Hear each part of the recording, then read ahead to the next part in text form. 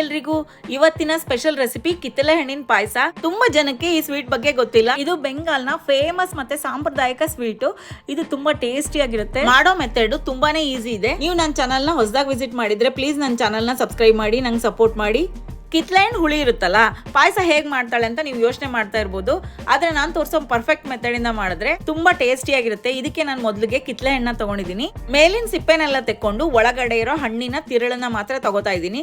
ಒಳಗಿರೋ ಬೀಜನೆಲ್ಲ ತೆಗ್ದಿದ್ದೀನಿ. ನೋಡಿ, ಸಿಪ್ಪೆನೆಲ್ಲ ತೆಕ್ಕೊಂಡು ಈ ತರ ಒಳಗಿರೋ ಪಲ್ಪನ್ನ ಮಾತ್ರ ನಾನು ತಗೊಂತಾ ಇದ್ದೀನಿ.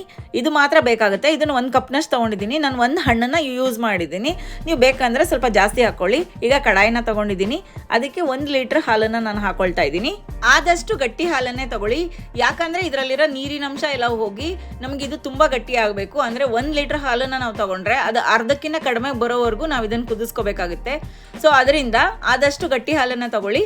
ಮತ್ತೆ ಇದು ಕೆನೆಗಟ್ಟೋದಕ್ಕೆ ಬಿಡಬಾರ್ದು. ಆ ರೀತಿ ಕೈ ಆಡಿಸ್ಕೊಳ್ತಾನೆ ಇರಬೇಕು.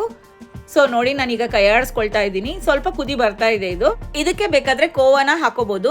ಬಟ್ ನಾನು ನಾರ್ಮಲ್ ಆಗಿ ಎಲ್ಲರ ಮನೆಗಳಲ್ಲಿ ಕೋವಾ ಇರಲ್ವಲ್ಲ, ಸೊ ಸಿಂಪಲ್ ಆಗಿ ಯಾವ ತರ ಮಾಡೋದು ಅಂತ ತೋರಿಸ್ತಾ ಇದ್ದೀನಿ. ನೋಡಿ, ಹಾಲು ಗಟ್ಟಿ ಆಗ್ತಾ ಇದೆ. ಅರ್ಧ ಲೀಟರ್ಗಿನ್ನ ಕಡಿಮೆ ಆಗಿದೆ.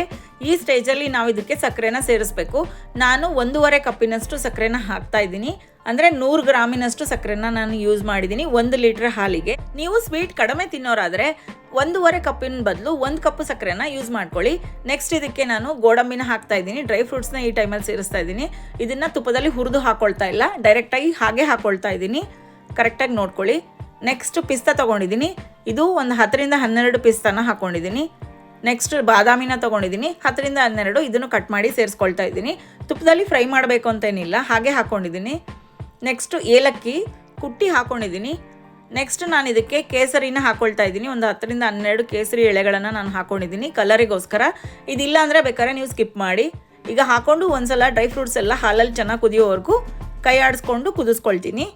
ಈ ಪಾಯಸನ ನೀವು ಮಾಡಿ ಇಟ್ಕೊಂಡ್ರೆ ಫ್ರಿಜ್ನಲ್ಲಿ 1 ವಾರ ಬೇಕಾದ್ರೆ ಯೂಸ್ ಮಾಡ್ಬೋದು. ಹೊರಗಡೆ ಇಟ್ಟರೆ 1ರಿಂದ 2 ದಿನ ಅಷ್ಟೇ ತಿನ್ಬೋದು. ಮತ್ತೆ ಇದಕ್ಕೆ ಒಂದ್ಸಲ ಕಿತ್ತಳೆ ಹಣ್ಣು ಹಾಕಿದ್ಮೇಲೆ ಇದನ್ನ ಕುದಿಸೋ ಹಾಗಿಲ್ಲ. ನೋಡಿ, ಈಗ ಡ್ರೈ ಫ್ರೂಟ್ಸ್ ಎಲ್ಲ ಚೆನ್ನಾಗಿ ಹಾಲಲ್ಲಿ ಕುದ್ದಿದೆ. ಈ ಟೈಮಲ್ಲಿ ಇದನ್ನ ತಣ್ಣಗೆ ಮಾಡಬೇಕು. ಅದಕ್ಕೋಸ್ಕರ ನಾನು ಗ್ಯಾಸ್ ಆಫ್ ಮಾಡಿಕೊಂಡು ಇದಕ್ಕೊಂದು ಮುಚ್ಚಳ ಮುಚ್ಚಿ ಒಂದು ಅರ್ಧ ಗಂಟೆ ತಣ್ಣಗಾಗೋದಕ್ಕೆ ಬಿಡ್ತೀನಿ. ನೋಡಿ, ಈಗ ಅರ್ಧ ಗಂಟೆ ಆಗಿದೆ, ತಣ್ಣಗಾಗಿದೆ. ಇಷ್ಟಾದರೆ ಸಾಕು. ಇಲ್ಲಾಂದರೆ ಬೇಕಾದ್ರೆ ನೀವು ಇದನ್ನು ಫ್ರಿಜ್ಜಲ್ಲಿ ಇಟ್ಕೊಂಡು ತಣ್ಣಗೆ ಮಾಡ್ಕೊಳ್ಳಿ.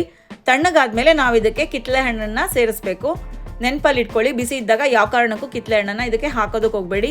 ಈಗ ನೋಡಿ, ನಾನು ಸುಲಿದಿಟ್ಕೊಂಡಿದ್ನಲ್ಲ ಫಸ್ಟೇ ಕಿತ್ತಳೆ ಹಣ್ಣನ್ನು, ಅದನ್ನು ಸೇರಿಸ್ತಾ ಇದ್ದೀನಿ. ಈಗ ಸ್ಪೂನಿನ ಅಳತೆಯಲ್ಲಿ ಅಂದರೆ ಒಂದು 3 ಸ್ಪೂನಷ್ಟು ಕಿತ್ತಳೆ ಹಣ್ಣಿನ ಪಲ್ಪನ್ನು ನಾನು ಹಾಕ್ಕೊಂಡಿದ್ದೀನಿ. ಕಿತ್ತಳೆ ಹಣ್ಣಿನ ತಿರುಳನ್ನು 3 ಸ್ಪೂನಷ್ಟು ಅಷ್ಟೇ ಹಾಕ್ಕೊಂಡಿದ್ದೀನಿ. ಆದಷ್ಟು ಸ್ವೀಟ್ ಆಗಿರೋ ಕಿತ್ತಳೆ ಹಣ್ಣನ್ನೇ ಆರಿಸಿ ತಗೊಳ್ಳಿ. ಮತ್ತು ಇದಕ್ಕೆ ನಾನು 3 ಸ್ಪೂನ್ ಹಾಕಿದ್ದೀನಲ್ಲ, ನೀವು ಸ್ವಲ್ಪ 4ರಿಂದ 5 ಸ್ಪೂನ್ ಬೇಕಾದರೆ ಸೇರಿಸ್ಕೊಳ್ಳಿ. ನೋಡಿ, ಒಂದ್ಸಲ ಮಿಕ್ಸ್ ಮಾಡಿದ್ದೀನಿ. ಎಷ್ಟು ಚೆನ್ನಾಗಿ ರೆಡಿಯಾಗಿದೆ ಗೊತ್ತಾ ನಮ್ಮ ಕಿತ್ತಳೆ ಹಣ್ಣಿನ ಪಾಯಸ. ತುಂಬ ಅದ್ಭುತವಾಗಿದೆ. ನೀವು ಒಂದ್ಸಲ ಟ್ರೈ ಮಾಡಲೇಬೇಕು. ನಾನು ನಿಮಗೋಸ್ಕರ ಬೇರೆ ಬೇರೆ ರಾಜ್ಯದ ವೆರೈಟಿ ಅಡಿಗೆಗಳನ್ನು, ಸಾಂಪ್ರದಾಯಿಕ ಅಡಿಗೆಗಳನ್ನು ತರೋದಕ್ಕೆ ಟ್ರೈ ಮಾಡ್ತೀನಿ. ಇದೇ ರೀತಿ ಬೇರೆ ಬೇರೆ ವಿವಿಧ ರೀತಿಯ ಅಡಿಗೆಗಳಿಗೋಸ್ಕರ ನನ್ನ ಚಾನಲ್ನ ಸಬ್ಸ್ಕ್ರೈಬ್ ಮಾಡಿ, ನನಗೆ ಸಪೋರ್ಟ್ ಮಾಡಿ. ಪ್ಲೀಸ್, ಇಷ್ಟ ಆಗಿದೆಯೋ ಇಲ್ವೋ ಅಂತ ಹೇಳಿ ನನಗೆ ಕಮೆಂಟ್ ಮಾಡಿ ತಿಳಿಸಿ.